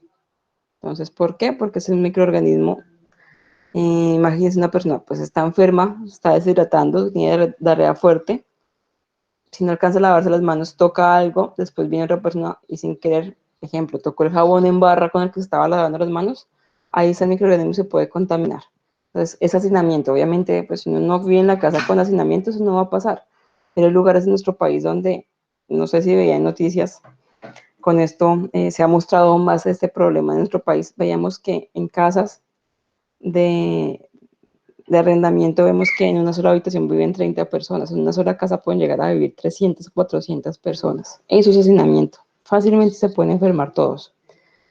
Las otras son gastroenteritis agudas o diarreicas, producida, por ejemplo, por la Escherichia coli. Pues les contaba que era vómito, diarrea, dolor de estómago, pero si no se cuida bien, la Escherichia coli puede hacer un daño en el riñón. Por ejemplo, la cistitis es producida por Escherichia coli. Puede haber daño en el sistema muscular, puede llegar a interferir hasta los huesos. Una enfermedad, si no es bien tratada, por contaminación de agua. Las otras es el Campylobacter y la Yersinia, que sobre todo su principal organismo a infectar son los bebés. Campylobacter puede que uno de adulto lo consuma, no le causa ningún daño, pero en un bebé sí puede llegar a causarle una enfermedad diarreica muy fuerte. Y como les contaba, en nuestro país la mayoría de niños menores de 5 años mueren por diarrea, por culpa de un agua que no les estamos dando potable. Aquí está el resumen de esos microorganismos patógenos, las bacterias que hablamos un momento, los virus y los protozoos. Es importante analizarlos todos, pero digamos que en la parte práctica no es tan fácil poder hacer un tratamiento, digamos, un análisis microbiológico para evaluar exactamente de qué microorganismo estoy hablando. Lo ideal, o lo que se hace es, digamos que buscar un microorganismo que me indique que si está él, posiblemente está cualquiera de ellos. Y por lo tanto, no sería un agua potable, porque imagínense, hacer este tratamiento para averiguar todo esto, uno, sería muy costoso, y dos, sería por lo menos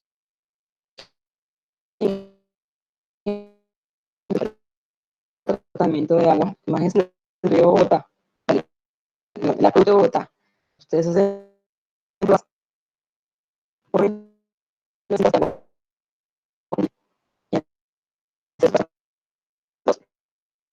para poderlo hacer. Entonces, lo que uno hace simplemente es una prueba de microorganismos indicadores de contaminación fecal. Analizando a esos que están acá, y si están presentes, Sí, profe, se escucha un poco. Profe, no te escucho bien. ¿Ahora me escuchas mejor? Profe, no se escuchó nada de la anterior diapositiva. Es que se escucha entrecortado, profe. Listo, ¿me escuchas mejor? Sí, ahora sí. Ahí sí. Les contaba. Sí, es que ahí se escucha otra vez entrecortado. Sí, ahí ya se empezó a escuchar. Debe ser la red. Vale, ya casi terminamos, tranquilos. Les contaba que ese es el resumen de los microorganismos que deberíamos evaluar en una prueba de agua potable. Todos estos que acá. No, se volvió a perder la comunicación, profe. Justo en cuanto. Voy a ver qué está pasando.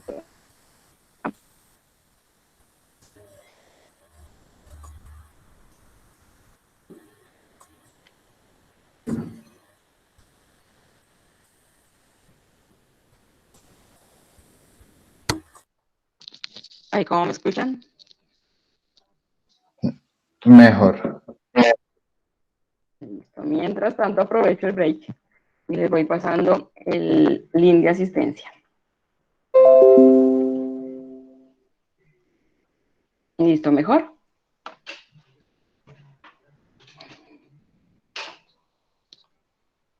¿Me escuchan mejor, muchachos? Por ahora, por ahora sí. Vale. Listo. Les contaba, estos son, en resumen, los microorganismos, bacterias, virus y protozoos que deberíamos analizar en una muestra de agua potable. Como se pueden dar cuenta, son 16 microorganismos que si lo hacemos en un laboratorio, por lo menos nos gastamos 7 días en analizarlos e identificarlos. El costo en cuanto a medios de cultivo, pruebas bioquímicas en la incubadora sería altísimo. Y si ustedes trabajaran, por ejemplo, en el acueducto de Bogotá, donde se hacen pruebas más o menos cada 10, 15 minutos, imagínense la cantidad de cajas que tendrían que tener para analizarlas a todas ellas. Entonces, digamos que siendo prácticos es imposible poderlo hacer. Por lo tanto, lo que se hace es una prueba de bacterias indicadoras de contaminación fecal, que si ellas están presentes es porque hubo una contaminación fecal, y si hubo contaminación fecal de esa agua es porque seguramente por lo menos uno o dos de ellos están presentes en esa agua. Por lo tanto, no es un agua potable. Entonces, en la práctica no analizamos esos 16 microorganismos, sino solamente analizamos estos 4. Realmente estos 3 primeros, ahí me falta la Escherichia coli. La presencia de ellos me va a decir si hay contaminación por materia fecal y por tanto ya asumo que están los otros y no la puedo dar como agua potable. Entonces, la primera, pues ya tenemos la teoría de qué es esto. Bacterias aerobias mesófilas. Microorganismos que en la temperatura ambiente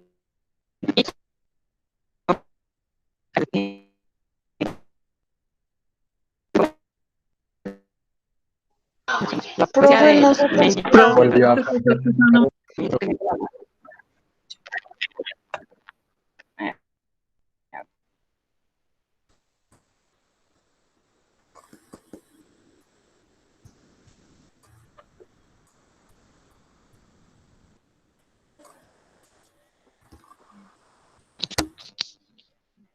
¿Ya me escuchan mejor? más o menos, profe. Dios. A veces la red no funciona mucho hasta ahora. Vale, retomo. Estos microorganismos que están acá se hacen realmente en el laboratorio. La presencia de ellos me indica que hay contaminación fecal. Al haber contaminación, seguramente es porque cualquiera de estos 16 están ahí presentes.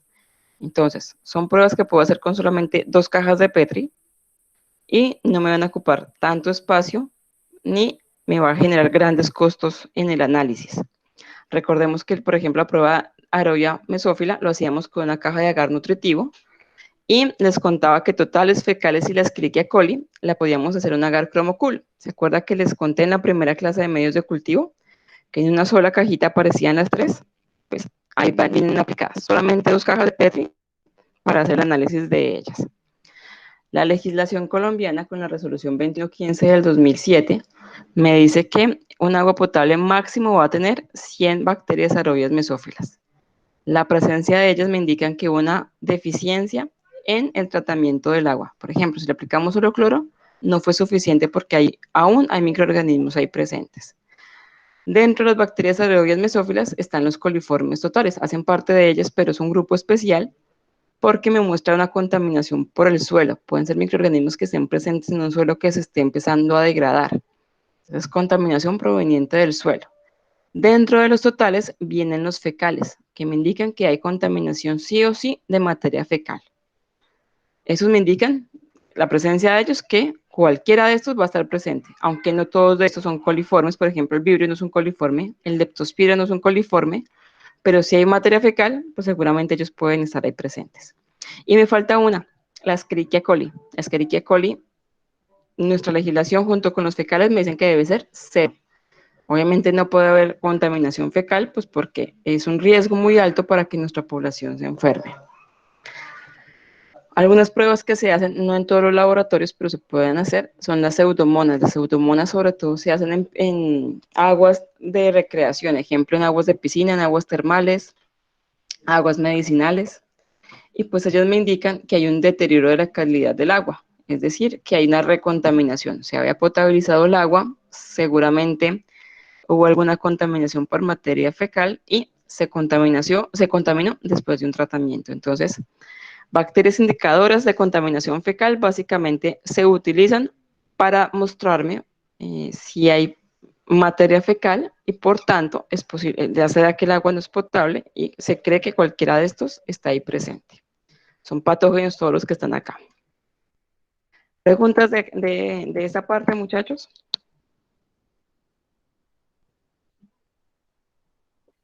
No, profe, por ahora no. Por ahora no, profe. Profe, una pregunta. Tranquilo.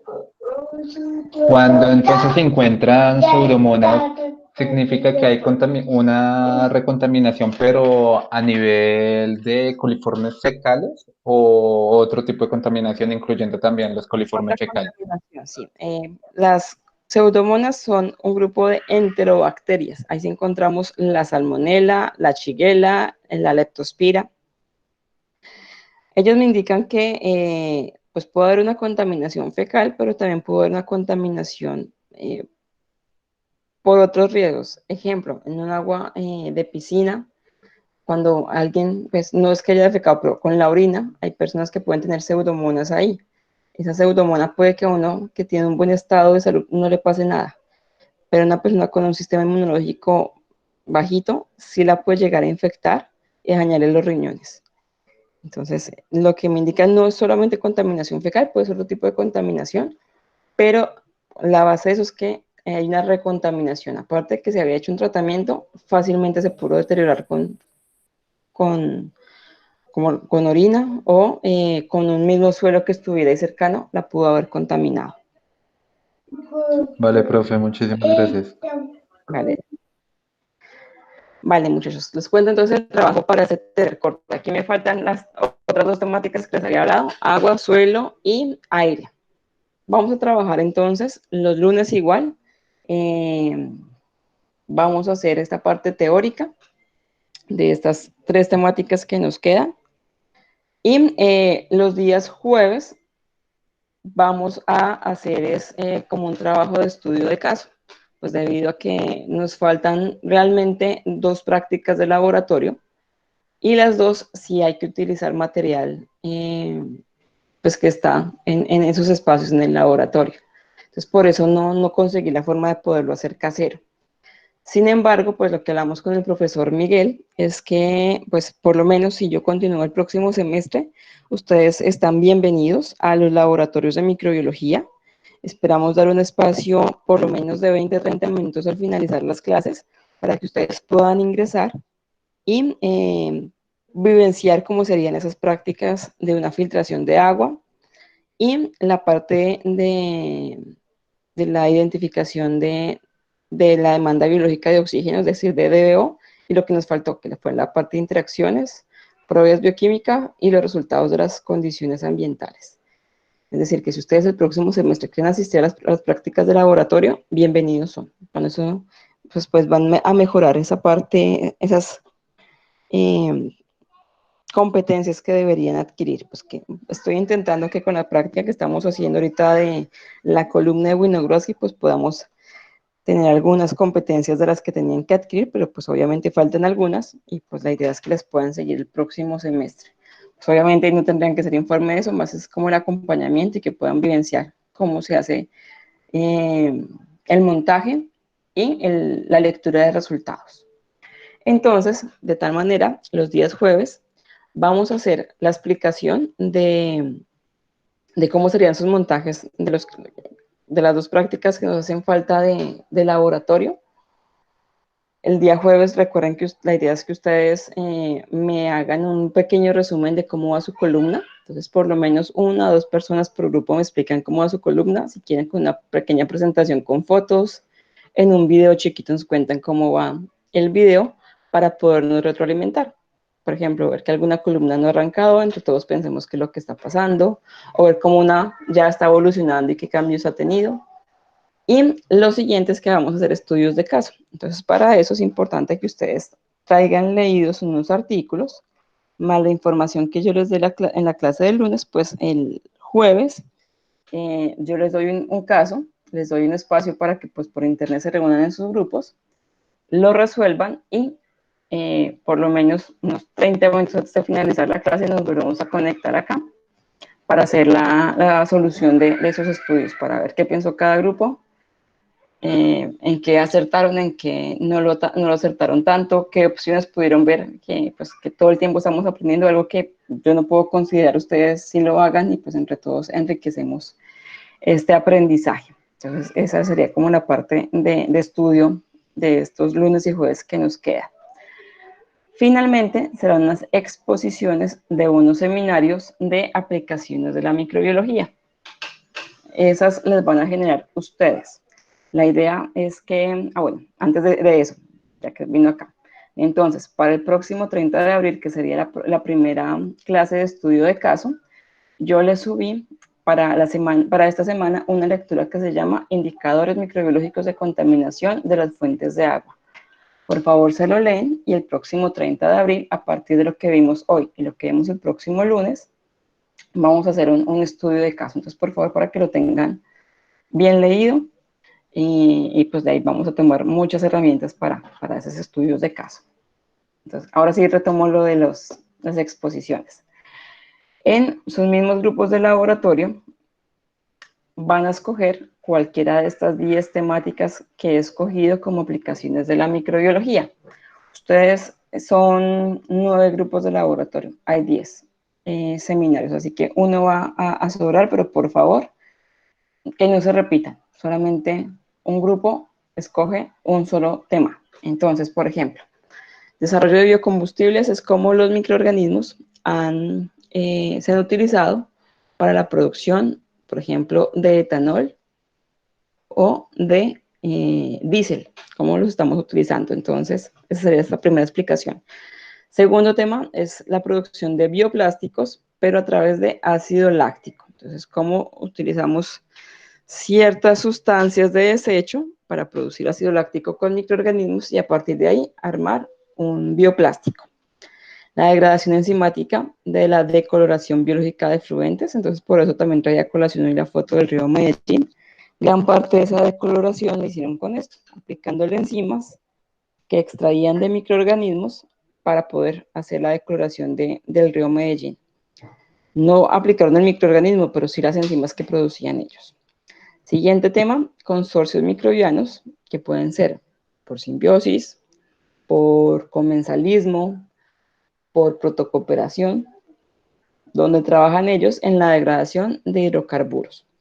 Siguiente, fitorremediación. La fitorremediación, estoy hablando de biorremediación hecha por plantas o algas. Al estar hablando de microbiología, le pediría al grupo que tome este tema, que se enfoque únicamente de fitorremediación, pero con algas, no con plantas, con algas para pues, ser coherentes con nuestro curso. Siguiente temática, organismos que ejercen como agentes de control biológico. Es decir, microorganismos que sirven para atacar lo que conocemos como plagas y así evitamos la propagación de plaguicidas. Control biológico, entonces aquí van a encontrar que hay control biológico de biotecnología tradicional, donde solamente se coloca un microorganismo y sabemos que su ecología va a hacer que produzca un daño sobre la plaga. ¿Y por qué hago este énfasis? Porque hay biocontroles donde se hacen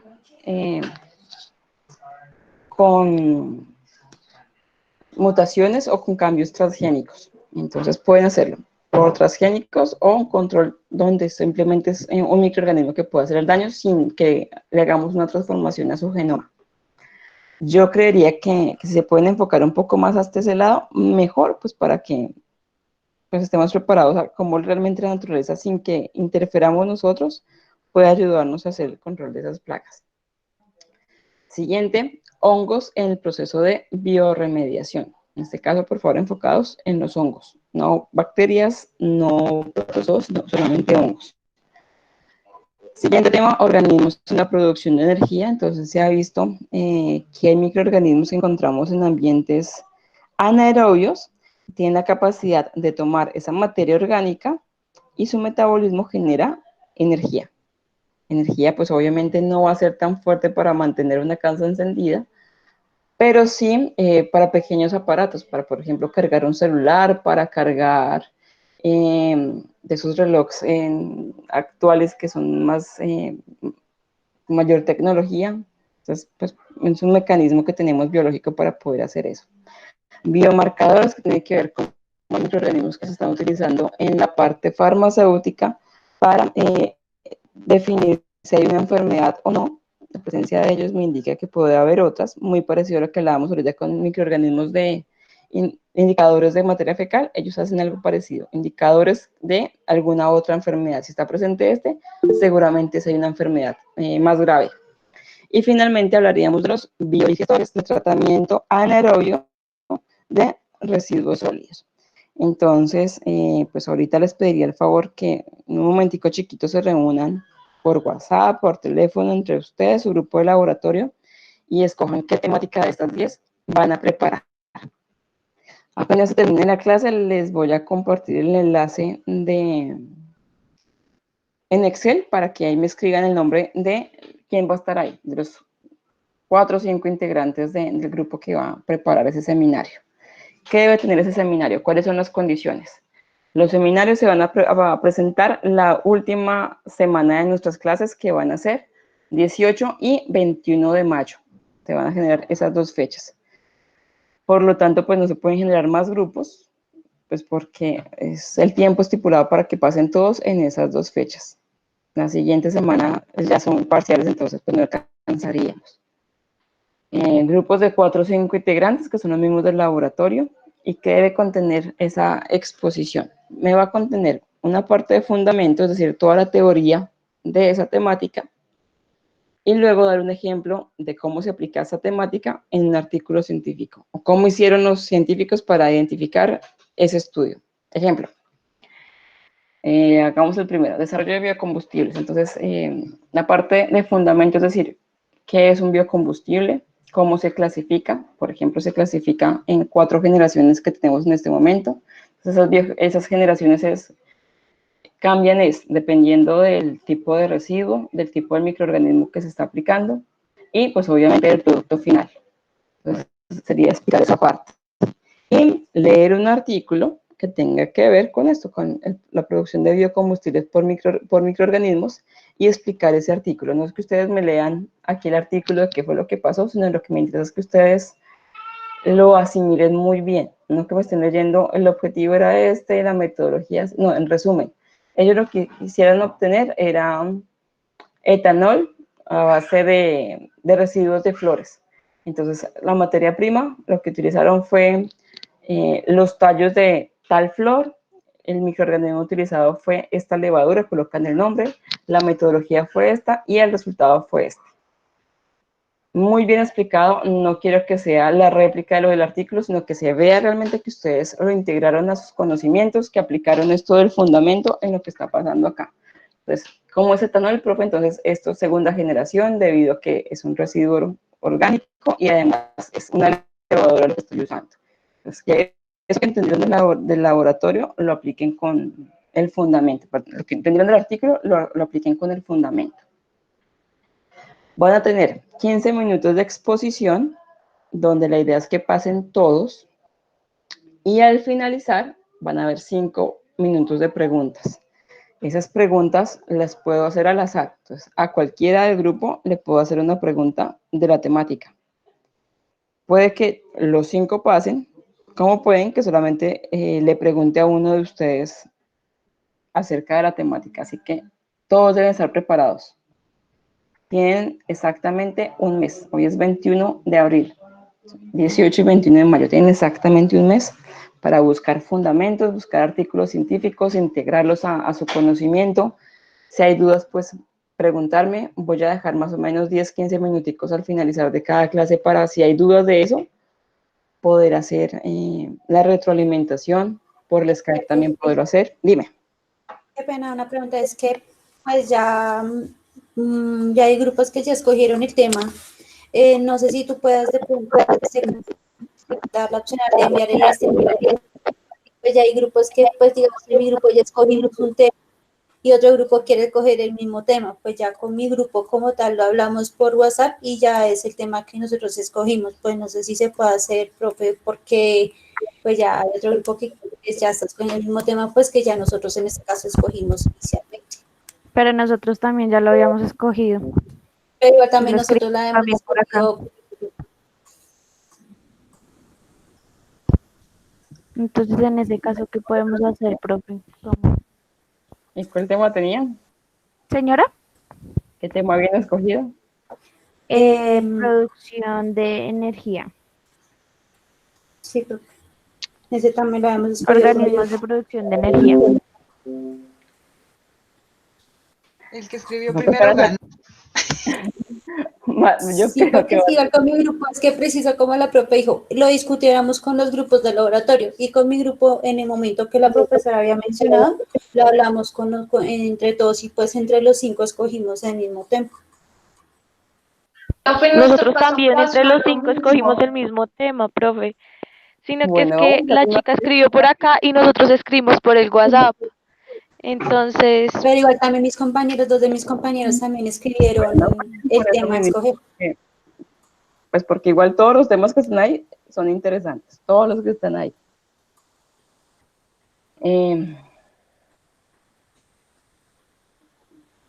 Pues, ¿qué voy a hacer? Voy a compartir el enlace y ahí el primero que lo haga, pues sería el que tendría el tema. Como les digo, no es el único tema interesante, todos son interesantes.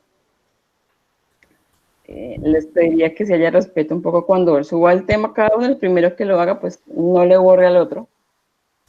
Pues porque la indicación fue que lo fueran pensando y yo les compartía un documento en Excel donde iban a escribir eso. O sea, realmente el documento en Excel es donde va a aparecer esa escogencia. Listo, profe, no hay problema. Eso, pero les digo, el primero que lo haga, porfa, el otro no le quite el tema. Pero sí, como les digo, aprovechen nosotros, todos son muy interesantes. Igual van a ver la exposición de los otros en ese día, el 18 o el 21 de mayo. Profe, o una sugerencia, en este caso puede ser, como se ha visto inconvenientes porque todos escogen el mismo tema, porque tú no nos asignas un tema a cada grupo de laboratorio y ya. sí, profe, a mí también me parece correcto porque pues tú tienes los nombres de los grupos y pues así nos repartes y ya. Yo me acuerdo que mi grupo es el 9. Bueno, es que algunos grupos cambiaron. En las últimas clases hubo transformaciones de esos grupos. Sí, profe, hay muchos grupos que no nos acordamos los números de grupo, entonces, ¿cómo haríamos ahí? Sí, no, es que por eso es así, porque es más, hasta la semana pasada hubo un grupo que cambió.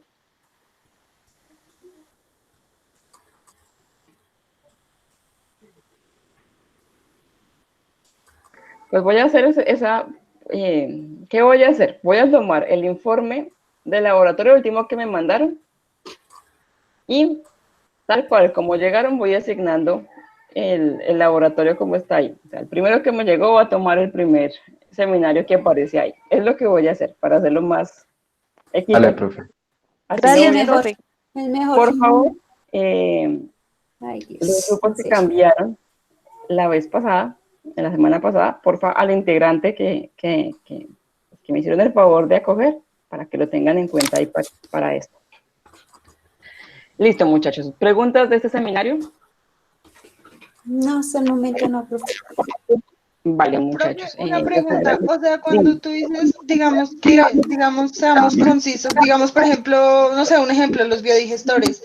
Entonces tú lo que dices es que, digamos, exponemos cómo funciona y qué función cumplen los hongos, las bacterias en ese proceso y nos, digamos, presentemos un par de de artículos científicos donde fortalezcan eso y es básicamente eso.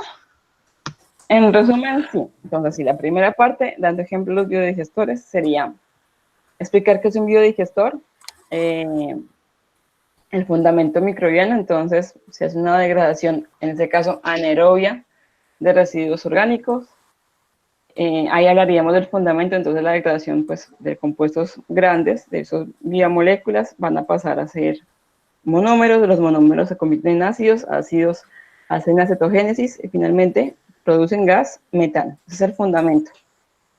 ¿Qué materiales pueden utilizarse? ¿Qué tipo de residuos pueden ir ahí? ¿Qué temperatura se necesita? Ustedes se van a dar cuenta de lo que yo les estoy contando en las próximas clases de ese fundamento. La idea es que hablen de eso, de cómo se trabaja, cómo se produce ese sistema, cómo trabajan los microorganismos, si se une ahí algún ciclo de carbono, nitrógeno, cómo se trabaja ahí. Y con la parte de lo que con el artículo, si es como tú dices, ahí es dar como ejemplos de cómo se prepara un biodigestor, qué cambios tuvo con respecto al otro. Generalmente los biodigestores lo hacen es cambiándole algunas sustancias para mejorar el abono que se produce o mejorar el biogás que generan, pues porque eso lo van a utilizar para otro proceso. Entonces, ¿qué cambios tuvieron? ¿Cuál era ese plus que le hicieron ahí y cuál fue la metodología y resultados obtenidos en ese proceso? Así, fundamento, y explicar como ejemplo un artículo científico de lo que está ahí. Entonces, la idea es que se preparen, muchachos. Ojalá se puedan ensayar, pues mejor, porque a veces uno dice 15 minutos, eso es mucho tiempo o es poquito tiempo, y cuando uno se pone a hablar, pues pueden dar 20, 30 minutos, y pues el tiempo no nos da. Se dan cuenta, son solamente 2 clases para esto. ¿Claro? Sí, profe, gracias. Vayan trabajándolo de una vez, no me lo dejen para la última semana. ¿Es cierto que tenemos una exposición mañana y lo vamos a hacer? No, porque si no, no va a haber tiempo para una retroalimentación. Vayan buscando artículos, vayan buscando el fundamento, que estas preguntas tenemos uno para resolver. ¿Qué más? Bueno, con respecto a notas, entonces, vamos a tener solamente 2 informes de laboratorio. Uno, el que ustedes me entregan este jueves, que tiene que ver con el ciclo del carbono y el nitrógeno. Hernández. Dime.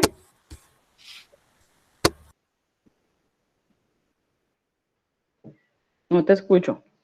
Profe, es que en el experimento que se hizo de la papa con la gelatina, después de las 48 horas, para el momento de agregar el isodine, encuentro que todo se fue hasta el fondo. Y no hay, Sí, no se realmente no lo pensé en ese momento, ahorita lo estoy ¿eso pensando. se dañó o...? No, ¿qué pasó? Lo que tú estás en tierra cálida, entonces por lo tanto la gelatina sin sabor en estos climas no se solidifica tan bien como en Bogotá. Entonces no es que se haya dañado, simplemente es que la gelatina pues ya no estaba sólida, sino en estado líquido, y lamentablemente en ese proceso pues no sabemos exactamente si se había degradado o no se había degradado completamente el almidón. Entonces, pues no sé si lograste que todo se colocara morado en el control y que te haya quedado más amarillito en el crecimiento de la tierra, contra los microorganismos de la tierra. ¿Sí hubo alguna diferencia o todo lo viste morado?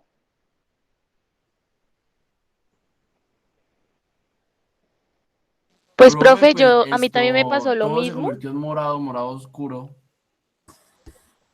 Sí, no, es por la gelatina que no se solidificó bien. A mí también me pasó lo mismo y hice lo que me pediste, volví, la repetí y volví, me pasó lo mismo. Entonces yo creo que es que el apartamento en el que estoy siempre hace mucha calor.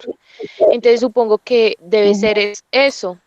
O sea, acá hace calor, pues yo vivo en Bogotá, pero el apartamento como tal sí es calorcita. Entonces, yo ahí en el informe puse que y monté las fotos y puse que en los dos no me había dado el resultado, ya que era por las condiciones ambientales. pues no sé si esté bien o mal. Lo único que noté es que en la parte de abajo sí se ve súper oscuro y en la parte de arriba se alcanza a ver un poquito más como un azulito claro, pero pues de todos modos se ve oscuro. Entonces, pues, no sé, profe. Pues seguramente sí estaba pasando el proceso de degradación del almidón, pero pues obviamente por las condiciones ambientales no se dio la posibilidad de verificar si había un halo de inhibición, es decir, en este caso no de inhibición, sino de producción de amilasas que degradaran el almidón. Seguramente por el color que me dices, sí se habían degradado, pero pues obviamente no tenemos la claridad de que ocurrió el proceso. Entonces, resuelvan el análisis y como condiciones ambientales. En este caso, pues sería buscar en la gelatina sin sabor en qué condiciones serían para mantener un estado sólido y que nos permita hacer la Profe, verificación de la concentración otra del almidón al final cosita. del proceso. Dime.